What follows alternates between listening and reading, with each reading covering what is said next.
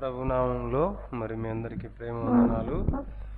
మరొకసారి మీతో సహవాసం చేయడానికి ప్రభు అనుగ్రహించిన శ్రేష్టమైన సమయాన్ని బట్టి ప్రభువుకి ఎంతగానో స్తోత్రాలు చెల్లిస్తా ఉన్నాం.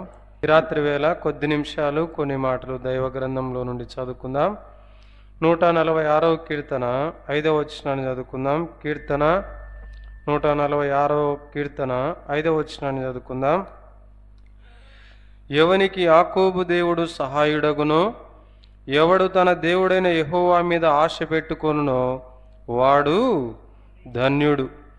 ఎవడు తన దేవుడైన యెహోవా మీద ఆశ పెట్టుకొనునో వాడు ధన్యుడు. ప్రేమగల తండ్రి, ఈ వాక్యమును మాకు దీవెనకరంగా చేయమని మా ప్రభువైన యేసుక్రీస్తు ఘనమైన నామములో స్తోత్రములు చెల్లించి వేడుకొనుచున్నాము తండ్రి, ఆమేన్.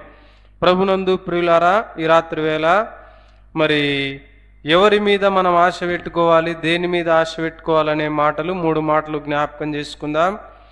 ఒకటి, మనం ఎక్కడ ఆశ పెట్టుకోవాలి అంటే, ఎవడు తన దేవుడైన యెహోవా మీద ఆశ పెట్టుకొనున్న వాడు ధన్యుడు అంటా ఉన్నాడు. అంటే మన ఆశ మనం దేవుని మీద పెట్టుకోవాలి అని దేవుని వాక్యం మనకు సెలవిస్తూ ఉంది.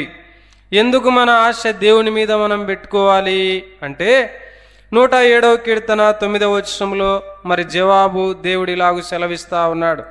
107వ కీర్తన 9వ వచనం, ఏలయనగా ఆశగల ప్రాణమును ఆయన తృప్తిపరచి ఉన్నాడు.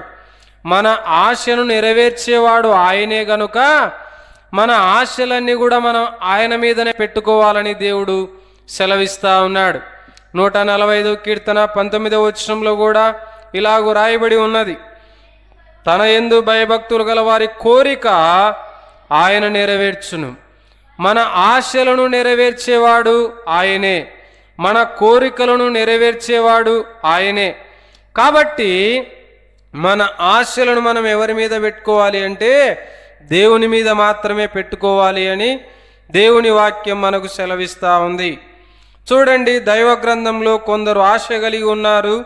15వ అధ్యాయం ఆదికాండం 2వ వచనంలో మనం గమనిస్తే అక్కడ అబ్రహాము హృదయంలో ఒక ఆశ కనబడతా ఉంది. 15వ అధ్యాయము 2వ వచనం, అందుకు అబ్రాము, ప్రభు అయిన యెహోవా నాకు ఏమిచ్చినా ఏమి, నేను సంతానము లేనివాడనైపోతున్నానే. చూడండి, అబ్రహాము హృదయంలో ఒక ఆశ ఉన్నది. ఏమి ఆశ అంటే, ప్రభు అయిన యెహోవా నాకు ఏమి ఇచ్చినా ఏమి, నేను సంతానము లేనివాడనై పోచున్నాను. అంటే నాకేం కావాలి అని అబ్రహాముకు ఆశ ఉన్నది అంటే, అబ్రహాముకు సంతానం కావాలి అనేది అబ్రహాము యొక్క ఆశ అని మనం గమనిస్తూ ఉన్నాం. కాబట్టి అబ్రహాము హృదయములో ఆశ ఉన్నది. ఏం ఆశ అంటే, ఆయనకు సంతానం కావాలి అనేది ఆయన యొక్క ఆశ. అయితే దేవుని వాక్యం సెలవిస్తూ ఉంది, దేవుని మాటలు, దేవుడు సమయం ప్రకారమే ఆయన కార్యాలు జరిగిస్తాడు అని దేవుని వాక్యం ద్వారా మనం చూస్తూ ఉన్నాం. లూకా సువార్త 1వ అధ్యాయం 20వ వచనంలో, మరియు నా మాటలు వాటి కాలమందు నెరవేరును అనే మాట అక్కడ వ్రాయబడి ఉంది. దేవుడు వాగ్దానం ఇచ్చాడు, అబ్రహాముకు సంతానం ఇస్తానని. ఎప్పుడు ఆయన నెరవేర్చబోతున్నాడంటే, వాటి కాలములో ఆయన నెరవేర్చబోతున్నాడు, ఆయన సమయములో ఆయన నెరవేర్చబోతున్నాడు. యోహాను సువార్త 2వ అధ్యాయం 5వ వచనంలో చెప్పినట్లుగా, నా సమయం ఇంకను రాలేదన్నాడు. ప్రసంగి గ్రంథం 3వ అధ్యాయం 1వ వచనంలో రాయబడినట్లుగా, ప్రతి దానికి కూడా ఏమున్నది, సమయం ఉన్నది అని దేవుని వాక్యంలో రాయబడినట్లుగా అబ్రహాముకు వాగ్దానం చేశాడు. వాగ్దానాన్ని నెరవేర్చడానికి దేవుడు తన సమయం ప్రకారం ఆయన కార్యాన్ని జరిగిస్తా ఉన్నాడు. చూడండి, అబ్రహాము ఆశను దేవుడు నెరవేర్చాడా లేదా? 21వ అధ్యాయం ఆదికాండం 5వ వచనం, ఆదికాండం 21:5, అబ్రహాము కుమారుడైన ఇస్సాకు అతనికి పుట్టినప్పుడు అతడు 100 ఏండ్లవాడు. అప్పుడు శారా, దేవుడు నాకు నవ్వు కలగజేసెను. సంతానం అంటే సంతోషం, సంతానం అంటే సంతృప్తి. చూడండి కదా, అబ్రహాము శారాల జీవితంలో వారు సంతానము లేదు అని వారి జీవితంలో సంతృప్తి లేకుండా ఇంతకాలం ఉన్నారు. ఎప్పుడైతే దేవుడు వారికి సంతానం ఇచ్చాడో వారు సంతృప్తి కలిగి మాట్లాడుతున్నారు. శారా అంటా ఉంది, దేవుడు నాకు నవ్వు కలగజేసెను, వినువారెల్లా నా విషయమై నవ్వుదురు అంటా ఉంది. కాబట్టి మన ఆశలను ఆయన మీదనే ఎందుకు పెట్టుకోవాలి అంటే, ఏలయనగా ఆశగల ప్రాణమును ఆయన తృప్తిపరచేవాడు. ఆయన మాత్రమే ప్రియులారా. ఇంకా మనం గమనించినట్లయితే చూడండి, మరి ఇంకొక మాట మనం చూచినట్లయితే రాజుల 2వ గ్రంథం 5వ అధ్యాయంలో ఇశ్రాయేలు చిన్నదాని హృదయంలో ఒక ఆశ ఉన్నది. 3వ వచనం, రాజుల 2వ గ్రంథం 5వ అధ్యాయం 3వ వచనం, అది షోమ్రోనులోనున్న ప్రవక్త దగ్గర నా ఏలినవాడు ఉండవలన నేనెంతో కోరుచున్నాను. ఇశ్రాయేలు దేశపు చిన్నది నయమాను భార్యకు పరిచర్య చేస్తా ఉంది. అయితే ఆ చిన్నది నయమానుకు కలిగిన కుష్ఠరోగమును చూచి తన యజమానురాలితో అంటా ఉంది, అమ్మా, షోమ్రోనులోనున్న ప్రవక్త దగ్గర నా ఏలినవాడు ఉండవలనని నేనెంతో కోరుచున్నాను. ఎందుకంటే అతడు నా ఏలినవానికి కలిగిన కుష్ఠరోగమును బాగు చేస్తాడు అని ఆమె హృదయంలో ఉన్న ఆశను యజమానురాలకు తెలియజేసింది. యజమానురాలు తన భర్తకు తెలియజేసింది. భర్త మరి ఆయన షోమ్రోనులో ఉన్న ప్రవక్త దగ్గరికి వెళ్ళాడు. వెళ్తే అక్కడున్న దైవజనుడైన ఎలీషా చెప్పాడు, యోర్దానుకు వెళ్ళి 7 మార్లు నీవు స్నానం చేయమన్నాడు. ఆ దైవజనుడు చెప్పినట్లుగానే యోర్దానుకు వెళ్ళి 7 మార్లు మునిగి స్నానం చేయగానే అతని దేహము పసిపిల్ల దేహం వలె అయింది అని మనం గమనిస్తా ఉన్నాం. ఇశ్రాయేలు దేశపు చిన్నదాని యొక్క ఆశను దేవుడు ఏం చేశాడు? నెరవేర్చినాడు. ఆ నయమాను బాగుపడాలనేది ఇశ్రాయేలు దేశపు యొక్క చిన్నదాని ఆశ. కాబట్టి ఆమె ఆశను కూడా దేవుడు నెరవేర్చినట్లుగా దేవుని వాక్యం ద్వారా మనము చూస్తూ ఉన్నాం. చూడండి, 107వ కీర్తన 30వ వచనంలో ఇలాగూ రాయబడి ఉంది. కీర్తన 107 30వ వచనం, 2వ లైను, వారు కోరిన రేవునకు ఆయన వారిని నడిపించెను. చూడండి ప్రియులారా, అబ్రహాము సంతానం కావాలని కోరుకున్నాడు. దేవుడు ఆయనకు సంతానాన్ని ఇచ్చాడు. ఇశ్రాయేలు దేశపు చిన్నది తన యజమానుడు బాగుపడాలని కోరుకుంది. యజమానుడు బాగుపడ్డాడు. కాబట్టి వారి ఆశలను దేవుడు నెరవేర్చినట్లుగా దేవుని వాక్యం ద్వారా మనము గమనిస్తూ ఉన్నాం. ఎందుకు ఆయన మీదనే మనం ఆశ ఉంచుకోవాలి అంటే, ఆశ గల ప్రాణాన్ని ఆయన ఏం చేస్తాడు? తృప్తిపరుస్తాడు. చూడండి, హన్నాకు ఒక ఆశ ఉన్నది. సమూయేలు 1వ గ్రంథం 1వ అధ్యాయంలో మనం గమనిస్తే హన్నా హృదయంలో ఒక ఆశ ఉన్నట్లుగా దేవుని వాక్యం ద్వారా మనం చూస్తూ ఉన్నాం. చూడండి, 11వ వచనం, 1వ అధ్యాయం 11వ వచనం, సైన్యములకు అధిపతియగు యెహోవా, నీ సేవకురాలనైన నాకు కలిగి ఉన్న శ్రమను చూచి నీ సేవకురాలనైన నన్ను మరువక జ్ఞాపకము చేసుకొని నీ సేవకురాలనైన నాకు మగపిల్లను దయచేసిన ఎడలా అంటా ఉంది. హన్నాకు ఒక కుమారుడు కావాలన్నది ఆమె యొక్క ఆశ. ఆమె భర్త అయిన ఎల్కానా చెప్తున్నాడమ్మా, ఎందుకంత దిగులుగా ఉన్నావు? నేనున్నాను కదా, 10 మంది కుమారుల కంటే నేను నీకు విశేషమైన వాడను కానా అంటే ఆమెకు సంతృప్తి లేదు, ఆమెకు సంతోషం లేదు. నాకు ఒక మగపిల్లవాణ్ణి దయచేసినట్లయితే వాని తల మీదికి క్షౌరపు కత్తి ఎన్నటికీ రానియక వాడు బ్రతుకు దినములన్నిటను నేను వానిని యెహోవావగు నీకు అప్పగింతునని మొక్కుబడి చేసుకుంది. అయితే దేవుడు హన్నా యొక్క ఆశను నెరవేర్చినట్లుగా మనం గమనిస్తూ ఉన్నాం. చూడండి ఆ మాట, 20వ వచనం, 1వ అధ్యాయం 20వ వచనం, గనుక హన్నా గర్భము ధరించి దినములు నిండినప్పుడు ఒక కుమారుని కనెను. చూడండి ప్రియులారా, అన్న హృదయంలో ఉన్న ఆశను దేవుడు నెరవేర్చినట్లుగా మనం చూస్తూ ఉన్నాం. అన్నాకు ఒక మగ పిల్లవాడు కావాలని ఆమె అడిగింది. దేవుని వాక్యంలో రాయబడి ఉంది కదా, ఎవడు నా యందు నిలిచి ఉండునో నేను ఎవని యందు నిలిచి ఉండునో వాడు బహుగా ఫలించునని దేవుని వాక్యంలో రాయబడినట్లుగా, నా యందు మీ మాటలు, మీ యందు నా మాటలు, మీరు నా యందు నిలిచి ఉన్నాడలా మీకేది ఇష్టమో అడగండి, అది మీకు అనుగ్రహించబడునని యోహాను సువార్తలో రాయబడినట్లుగా మరి దేవుడు అబ్రహాముకు దయచేశాడు. అలాగే నయమాను విషయములో ఇశ్రాయేలు దేశపు చిన్నదాని యొక్క ఆశను నెరవేర్చాడు. అదే సమయంలో హన్న ఆశను కూడా దేవుడు ఏం చేసినాడు? నెరవేర్చినాడు. కాబట్టి మరి ఎవడు తన దేవుడైన యెహోవా మీద ఆశ పెట్టుకొనున్నవాడు ధన్యుడు అనే మాట మనం గమనిస్తూ ఉన్నాం. రెండవది చూడండి, మరి ఎక్కడ మనం ఆశ పెట్టుకోవాలి అని మనం గమనిస్తే 119వ కీర్తన 74వ వచనం చూడండి. ఒకటి, దేవుని మీద ఆశ పెట్టుకోవాలి. రెండవది, ఇంకా ఎక్కడ మనం ఆశ పెట్టుకోవాలని మనం గమనిస్తే, నీ వాక్యము మీద నేను ఆశ పెట్టుకొని ఉన్నాను. చూడండి ప్రియులారా, లోకములో మనం దేని మీద ఆశ పెట్టుకోవాలి? దేవుని యొక్క వాక్యం మీద మనం ఆశ పెట్టుకోవాలి అని దేవుని వాక్యం సెలవిస్తూ ఉంది. ఎందుకు మరి మనం వాక్యం మీద ఆశ పెట్టుకోవాలి?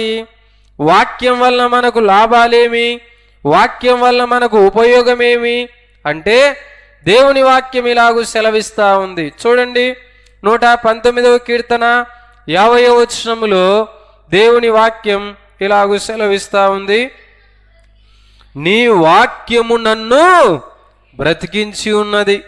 వాక్యం మీద మనం ఎందుకు ఆశ పెట్టుకోవాలి అంటే వాక్యం మనల్ని ఏం చేస్తుంది? బ్రతికిస్తుంది. మన బాధలలో మనకేమిస్తుంది?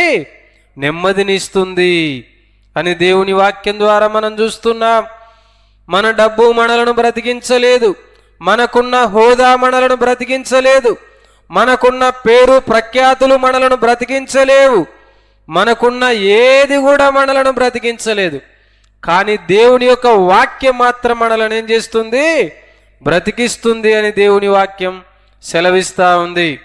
కాబట్టి ప్రియులారా, దేవుని వాక్యం మీద మనం ఆశ ఉంచాలి అని దేవుని వాక్యం ద్వారా చూస్తున్నాం. ఇదే మాట యెషయా గ్రంథం 55 3వ వచనంలో కూడా అదే మాట వ్రాయబడి ఉంది. చెవియొగ్గి నా యొద్దకు రండి, మీరు వినిన ఎడల మీరు బ్రతుకుదురు అనే మాట ఉంది.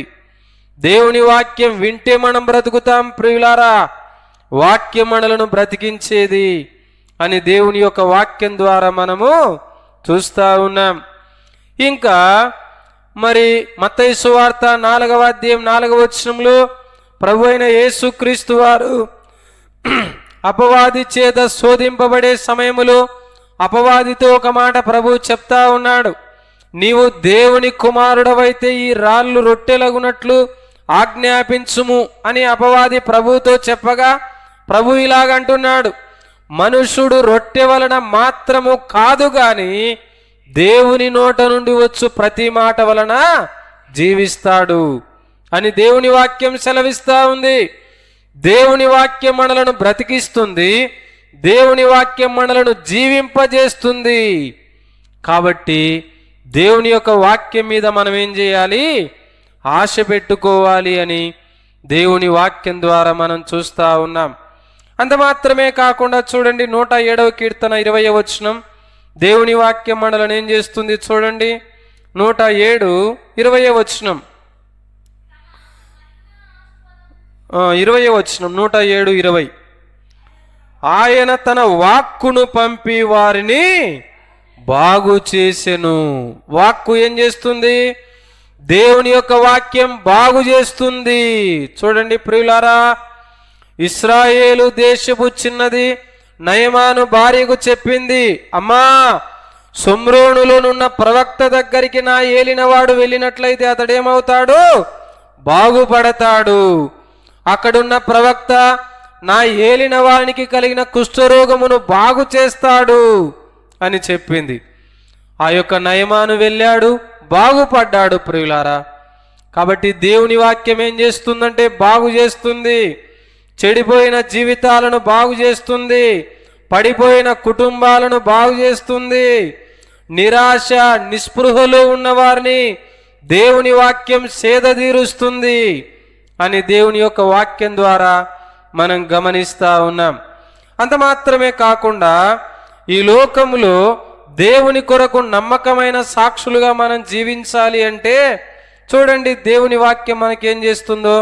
119వ కీర్తన 38వ వచనం, 119వ కీర్తన 38వ వచనం, నీవిచ్చిన వాక్యము మనుషులలో నీ భయమును పుట్టించుచున్నది. చూడండి ప్రియులారా, ఈ లోకములో మనం ప్రభు కొరకు పవిత్రంగా, పరిశుద్ధంగా, నిష్కలంకంగా, నిర్మలంగా జీవించాలంటే దేవుని వాక్యం మనకేం కలిగిస్తుందంటే భయాన్ని కలిగిస్తుంది. అందుకే దేవుని వాక్యం సెలవిస్తూ ఉంది. కొలస్సై పత్రిక 3వ అధ్యాయం 16వ వచనంలో, క్రీస్తు వాక్యం మీ హృదయంలో సమృద్ధిగా నివసింపనీయండి. ఎందుకు? దేవుని వాక్యం మన హృదయంలో ఉంటే దైవ భయం మన హృదయంలో ఉంటుంది. 119వ కీర్తన 11వ వచనంలో అంటున్నాడు కీర్తనకారుడు, నీ ఎదుట నేను పాపము చేయకుండునట్లు నా హృదయములో నీ వాక్యమును ఉంచుకొని ఉన్నాను. వాక్యం మనలను ఏం చేస్తుందంటే పాప కార్యాలు చేయకుండా వాక్యం మనలను నియంత్రిస్తుంది. వాక్యం మనల్ని ఏం చేస్తుందంటే పాపము చేయకుండా అడ్డగిస్తుంది.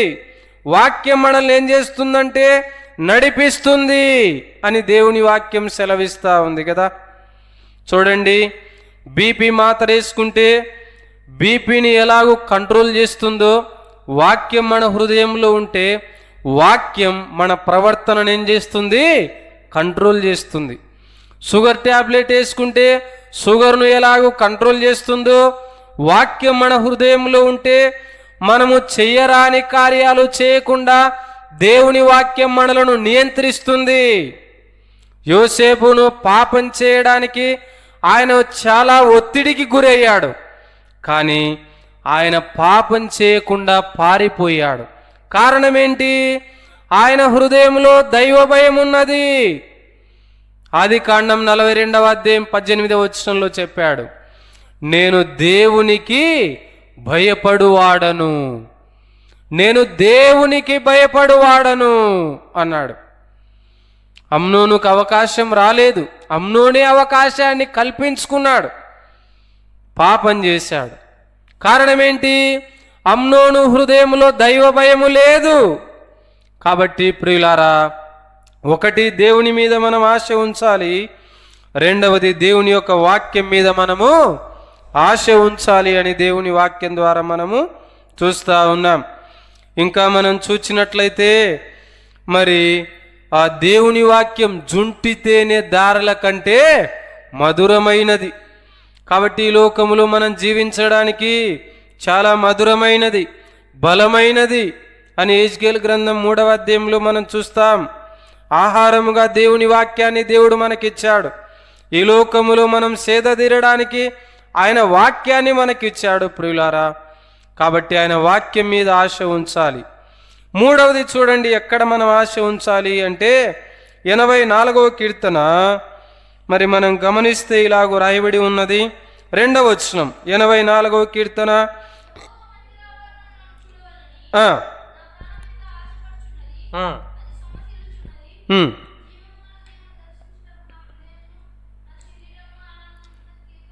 చాలు. ఇక్కడ దేన్ని గూర్చి ఆశ అంటే యెహోవా మందిర ఆవరణములను చూడవలనని నా ప్రాణము ఎంతో ఆశపడుచున్నది. మూడవదిగా మన ఆశ ఎక్కడుండాలి అంటే దేవుని మందిరం మీద మనకు ఆశ ఉండాలా. దేవుని మందిరానికి వెళ్ళాలనే ఆశ, దేవుని మందిరంలో నివసించాలనే ఆశ. దావీదుకు ఆ యొక్క ఆశ ఉన్నది. చూడండి 23వ కీర్తన ఆఖరి వచనంలో చూడండి, దావీదు హృదయంలో ఆ యొక్క ఆశ ఉన్నది. ఆఖరి లైను, చిరకాలము యెహోవా మందిరములో నేను. చూడండి, దావీదు ప్యాలెస్లో ఉన్నాడు, రాజనగర్లో ఉన్నాడు, కానీ రాజనగరు కంటే ఆయనకు ఏది ఇష్టము అంటే, చిరకాలము నేను యెహోవా మందిరములో నివాసం చేస్తానంటా ఉన్నాడు. ఎందుకు దేవుని మందిరంలో నివాసం చేస్తానంటున్నాడు ఆయన అంటే, దేవుని మందిరంలో మనం ఈ లోకంలో ఎలాగు నడవాలో దేవుడు బోధిస్తాడు. చూడండి, యెషయా గ్రంథం 2వ అధ్యాయం 3వ వచనంలో ఆ మాట ఉన్నది. చూడండి, యెషయా గ్రంథం, ఆ కాలమున సియోనులో నుండి ధర్మశాస్త్రమును, యెరూషలేములో నుండి యెహోవా వాక్కు బయలు వెళ్ళును. జనములు గుంపులు గుంపులుగా వచ్చి యాకోబు దేవుని మందిరమునకు, యెహోవా పర్వతమునకు మనము వెళ్ళుదము రండి. ఆయన తన మార్గముల విషయమై మనకేం చేస్తాడు? బోధిస్తాడు. చూడండి ప్రియులారా, దేవుని మందిరములో బోధ ఉన్నది. ఈ లోకంలో మనం ఎలాగు నడవాలో బోధించేవాడు ఆయన. చూడండి కదా, దేవుని మందిరంలో ఎందుకు మనం ఆశ ఉండాలి అంటే, మందిరములో బోధ ఉన్నది అని దేవుని వాక్యం ద్వారా మనం చూస్తూ ఉన్నాం. ఆయన పరమ బోధకుడు కదా. 32వ కీర్తన 8వ వచనంలో చెప్పాడు, నీ మీద దృష్టి ఉంచి నీకు ఆలోచన చెప్పేదను, నీవు నడవలసిన మార్గమును నేను నీకు బోధిస్తానన్నాడు. కాబట్టి ప్రియులారా, ఆయన బోధ వలన మనకు చాలా ప్రయోజనం ఉన్నది. మరి యెషయా గ్రంథం 48వ అధ్యాయం 17వ వచనంలో అంటాడు, నీకు ప్రయోజనము కలుగునట్లు నీ దేవుడనైన యెహోవానగు నేనే నీకు ఉపదేశం చేస్తానంటా ఉన్నాడు. కాబట్టి దేవుని మందిరములో బోధ ఉన్నది, దేవుని మందిరములో ఉపదేశం ఉన్నది. అపోస్తుల కార్యముల గ్రంథం 2వ అధ్యాయం 42వ వచనంలో, వీరు అపోస్తుల బోధ యందును, సహవాసమందును, రొట్టె విరుచుట యందును, ప్రార్థన చేయుట యందును ఎడతేక ఉన్నారు. సంఘములో ఏమున్నది? బోధ ఉన్నది. అందుకే మనం దేవుని మందిరానికి రావాలి.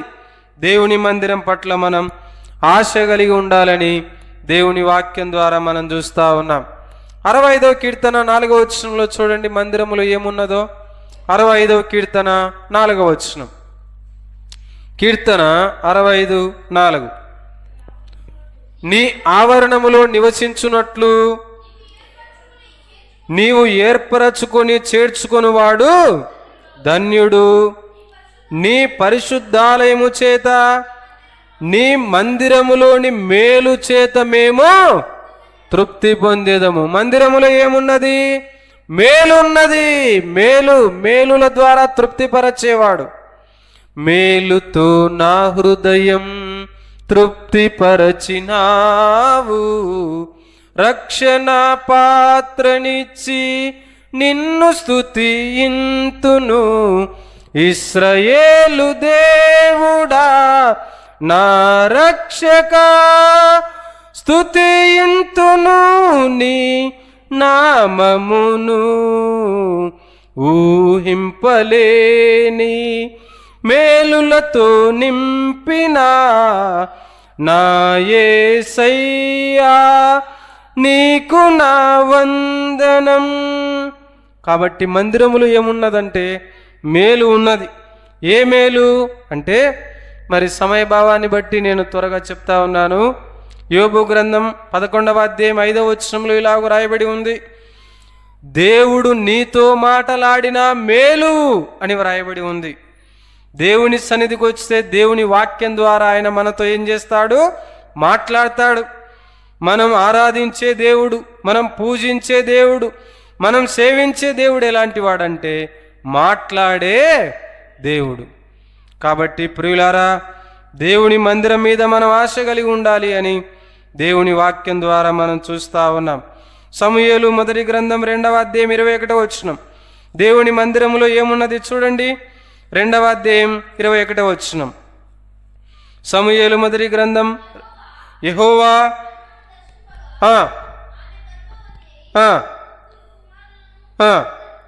ఇద్దరు కుమార్తెలను కనెను.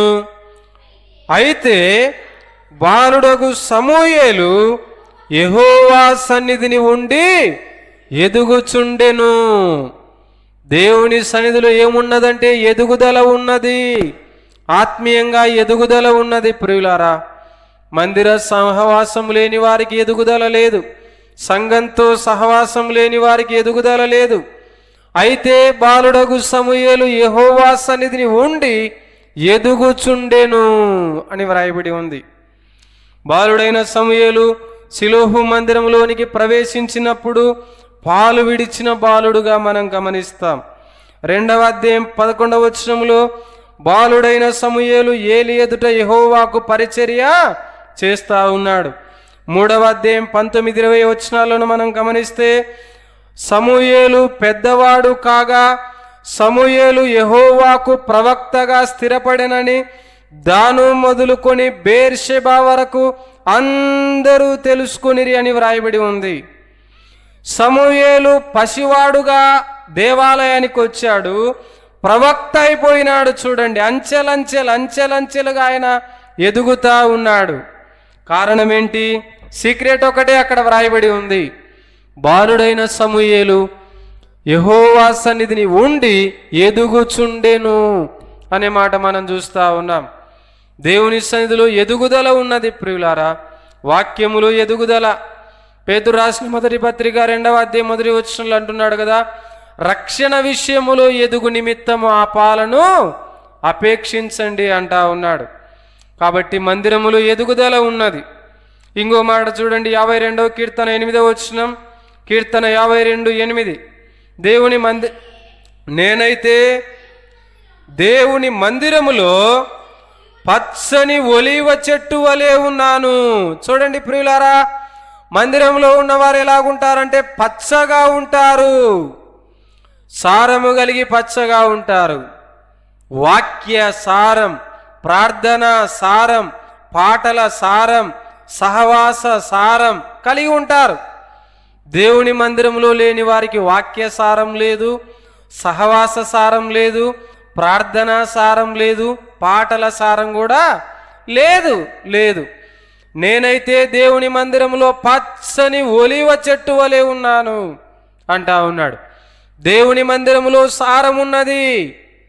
91వ కీర్తనలో ఆఖరి వచనాల్లో అంటాడు, నీతిమంతులు మరి ఖర్జూర వృక్షం వలె మొవ్వు వేయుదురు, సారము కలిగి ఎట్లుంటారంట? వాళ్ళు పచ్చగా ఉంటారు. ఎందుకు? వారు మన దేవుని మందిర ఆవరణములలో నాటబడిన వారై వర్ధిల్లుదురు. సారము కలిగి వారు ఎలాగుంటారు? పచ్చగా ఉంటారు అంటా ఉన్నాడు. సారం ఎక్కడి నుండి వస్తుంది? దేవుని మందిరములో వారు సారం కలిగి ఉన్నారు అని దేవుని యొక్క వాక్యం ద్వారా మనం చూస్తూ ఉన్నాం కదా. చూడండి, 36వ కీర్తన 8వ వచనం, త్వరగా ముగిస్తాను. 36వ కీర్తన 8వ వచనం, నీ మందిరం యొక్క సమృద్ధి వలన వారు మందిరములో ఏమున్నది? సమృద్ధి ఉన్నది. ఏ సమృద్ధి? వాక్య సమృద్ధి, పాటల సమృద్ధి, ప్రార్థన సమృద్ధి, సహవాస సమృద్ధి. చూడండి ప్రియులారా, సహవాసం లేకపోతే సంతృప్తి లేదు.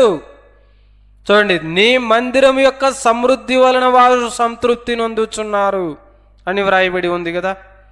మందిరములో సమృద్ధి ఉన్నది కదా. ఆలోచించండి ప్రియులారా, దేవుని మందిరంలో సమృద్ధి ఉన్నది అని దేవుని వాక్యం ద్వారా మనం చూస్తూ ఉన్నాం కదా. చూడండి, 56వ అధ్యాయం యెషయా గ్రంథం 7వ వచనం, యెషయా గ్రంథం 56వ అధ్యాయం 7వ వచనాన్ని మనం గమనిస్తాం. నా ప్రార్థనా మందిరములో వారిని ఆనందింపజేసేదను. చూడండి, ఏమున్నదమ్మా దేవుని మందిరములో? ఆనందం. చూడండి, లోకంలో కూడా ఆనందాలు ఉంటాయి, కానీ తాత్కాలికమైనవే. తిండిపోతుకు కడుపు నిండా అన్నం తిన్నప్పుడు ఆనందం. చూడండి, త్రాగుబోతుకు కడుపు నిండా త్రాగినప్పుడు ఆనందం. చూడండి కదా. అయితే అది లేనప్పుడు వారికి ఆనందం లేదు. అయితే దేవుని మందిరానికి వచ్చిన వారిని దేవుడు ఏం చేస్తాడంటే తన వాక్యం ద్వారా ఆనందింపజేస్తాడు అంటా ఉన్నాడు కదా. కాబట్టి ప్రియులారా, ఆలోచించండి. దేవుని మందిరానికి హన్నా ఏడుపుతో వచ్చింది, మరలా ఆమె ఇంటికి వెళ్ళి దేవుని సన్నిధికి ఆనందంతో వచ్చింది. దేవుని సన్నిధికి ఏడుపుతో వచ్చిన వారి ఏడుపును ఆయన నాట్యంగా మార్చబోతున్నాడు కదా. 30వ కీర్తన 11వ వచనంలో రాయబడినట్లుగా నా అంగలార్పును నీవు నాట్యముగా మార్చి ఉన్నావు అంటా ఉన్నాడు. మందిరానికి వస్తే మార్పు జరుగుతుంది. తొలగిపోవును ఆలయాన్న చేరగా కలుగు సుఖములు ఆ ప్రభుని వేడగా మందిరములోనికి రారండి వందనీయుడేసుని చేరండి. కలవరమైన కలతలు ఉన్నా కలవరమైన కలతలు ఉన్నా తొలగిపోవును ఆలయాన చేరగా కలుగు సుఖములు ఆ ప్రభుని వేడగా మందిరములోనికి రారండి. ఒకప్పుడు యాకోబుకు నెమ్మది లేదు. వాళ్ళ అన్నను సమీపించాలంటే భార్యలను పంపిస్తూ ఉన్నాడు, పిల్లలను పంపిస్తూ ఉన్నాడు, గొర్రెలను పంపిస్తూ ఉన్నాడు. ఆయన మాత్రం పోలేకపోతా ఉన్నాడు. హృదయములో నెమ్మది లేదు, ఆనందం లేదు, సంతోషం లేదు. ఆ రాత్రి యాకోబు ఒక్కడు మిగిలిపోయెను. అయితే ఆ రాత్రి దేవుని పాదాల మీద పడ్డాడు. అయితే ఆ రాత్రి అంతా దేవునితో ఒక రాత్రి యాకోబు గడిపినాడు. దుఃఖముతో దేవుని పాదాలు పట్టుకున్న యాకోబు తెల్లవారిన తర్వాత పేరు మారింది, తీరు మారింది. ఆయన హృదయములో ధైర్యం వచ్చింది. ప్రియులారా, మోసగాడు మరి మ్రొక్కేవాడైనాడు, అబద్ధికుడు ఆరాధించేవాడైనాడు. ఆయన పాద సన్నిధికి వస్తే మార్పు జరుగుతుంది ప్రియులారా. కాబట్టి 3 మాటలు మనం జ్ఞాపకం చేసుకుంటే, ఒకటి, దేవుని మీద మనం ఆశ పెట్టుకోవాలి. ఎందుకంటే మన ఆశలను తీర్చేవాడు ఆయన మాత్రమే. 37వ కీర్తన 5వ వచనంలో రాయబడి ఉంది కదా, ఆయన నీ హృదయ వాంఛలను తీర్చును. యెహోవాను బట్టి సంతోషించుము, ఆయన నీ హృదయ వాంఛలను తీర్చునన్నాడు. రెండవదిగా మనం గమనిస్తే దేవుని వాక్యం మీద మనము ఆశ పెట్టుకోవాలి. బ్రతికిస్తుంది, తర్వాత జీవింపజేస్తుంది, తర్వాత పాపం చేయకుండా భయం కలిగిస్తుంది, తర్వాత బాగు చేస్తుంది అని మనం చూస్తున్నాం. మూడవదిగా మనం గమనిస్తే దేవుని మందిరం మీద మనము ఆశ పెట్టుకోవాలి. మందిరములో బోధ ఉన్నది, మందిరములో మేలు ఉన్నది, మందిరములో ఎదుగుదల ఉన్నది, మందిరములో సమృద్ధి ఉన్నది, మందిరములో ఆనందము ఉన్నది. 16వ కీర్తన 11వ వచనంలో అంటాడు, నీ సన్నిధిని సంపూర్ణ సంతోషము కలదంటాడు. లోకములో ఎక్కడ సంపూర్ణమైన సంతోషము లేదు, ఆయన సన్నిధిలో సంపూర్ణమైన సంతోషం ఉన్నది ప్రియులారా. చివరిగా మనం గమనించినట్లయితే ఒక్క మాట, లూకాసు వార్త 13వ అధ్యాయంలో 10 నుండి 17 వచనాల వరకు మనం గమనిస్తే ఆయన సన్నిధిలో ఏమున్నది అంటే, అక్కడ 14వ వచనం నేను చదువుతాను. యేసు విశ్రాంతి దినమున స్వస్థపరచినందున, చూడండి, అక్కడ సమాజ మందిరానికి వచ్చింది ఒక ఆమె. 18 ఏళ్ళ నుండి బలహీనపరచు దయ్యం పట్టిన ఒక స్త్రీ, నడుము వంగిపోయి ఎంత మాత్రం కూడా చక్కగా నిలవబడలేకపోతా ఉంది. మందిరానికి వచ్చిన ఆ సహోదరిని యేసుప్రభు చూచినాడు. అమ్మా, నీ బలహీనత నుండి నీవు విడుదల పొంది ఉన్నావు అని ఆమెను స్వస్థపరిచినట్లుగా మనం గమనిస్తూ ఉన్నాం. లోకంలో కూడా అందరూ బలహీనతలో బంధించబడి ఉన్నారు.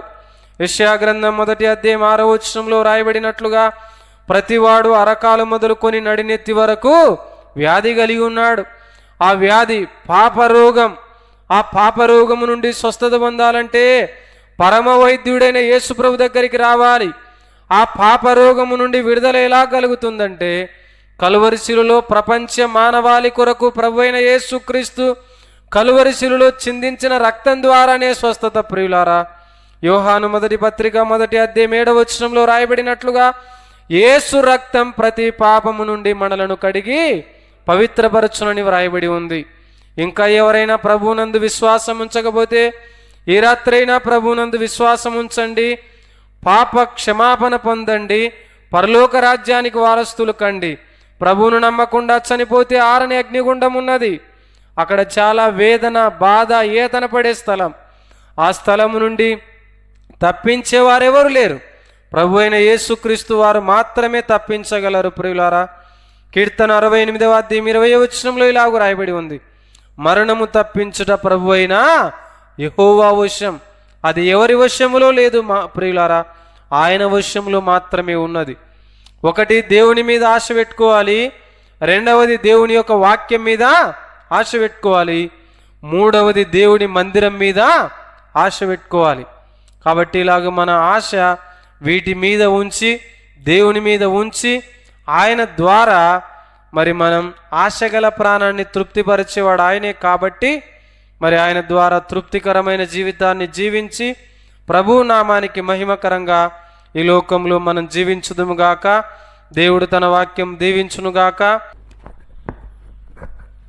ప్రేమల తండ్రి, కృపగల నాయన, మీకు స్తోత్రాలు. మీ మహాకృప చేత ఉత్తరమందినిలో మీరు స్వరక్తం ఇచ్చి సంపాదించిన స్థానిక సంఘాన్ని బట్టి మీకు స్తోత్రాలు చెల్లిస్తున్నాం ప్రభువా. మీ కృప ద్వారా ఈ దినం మీ పిల్లలతో, స్థానిక సంఘంతో మరి సహవాసం చేయడానికి మీరు ఇచ్చిన శ్రేష్టమైన సమయాన్ని బట్టి స్తోత్రాలు. దేవా, ఎవడు తన దేవుడైన యెహోవా మీద ఆశ పెట్టుకొనునో వాడు ధన్యుడు అని మీరు సెలవిస్తా వచ్చినారు. స్తోత్రాలు. అలాగే ప్రభువా, మీ మాటల మీద ఆశ పెట్టుకోవాలని మీరు సెలవిచ్చారు. మీ మందిరం మీద ఆశ పెట్టుకోవాలని మీరు సెలవిచ్చినారు తండ్రి. స్తోత్రములు.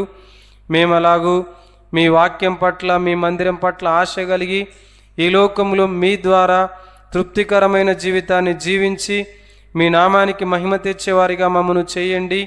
ఇక్కడ నిలిచి దేవా, మీ పరిచర్యలో ముందుకు సాగుతున్నటువంటి దైవ సేవకులు మరి జానన్న గారిని, కుటుంబాన్ని దీవించండి.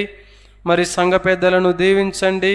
సంఘంలో ఉన్న ప్రతి కుటుంబాన్ని, ప్రతి వ్యక్తిని పేరు పేరున మీరు దీవించుమని తండ్రి, ప్రతి వారి అవసరాలు, అక్కర్లు మీ కృపలో తీర్చుమని, అన్ని విషయాల్లో మీ నామానికే మహిమ కలిగించుకొనుమని మా ప్రభువైన యేసుక్రీస్తు ఘనమైన నామములో స్తోత్రములు చెల్లించి వేడుకొనుచున్నాము తండ్రి. ఆమేన్. అందరికీ ప్రేమ వందనాలు.